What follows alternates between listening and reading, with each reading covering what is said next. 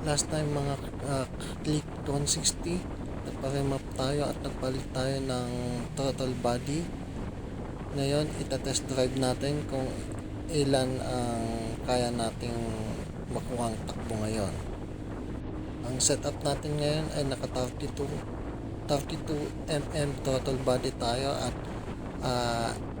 11.9 grams sa bola, at saka naka RS8 pulley tayo, at saka naka-stack lang tayong torque drive ngayon.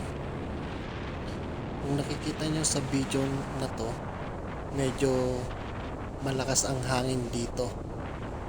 Kaya tinanggal ko lang kasi yung background sound ng camera kasi masyadong malakas yung tunog ng hangin.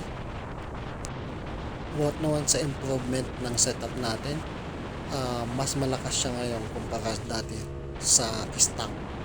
Sabi nga nila, stock is good, pero hanggang doon na lang kasi yung kaya niya. Kung makikita nyo ngayon sa speedometer ko, pumapatak na ng 124 hanggang 126.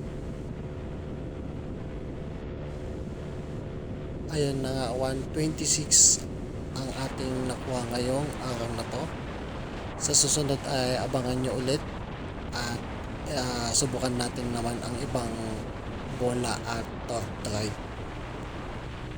Thank you for watching.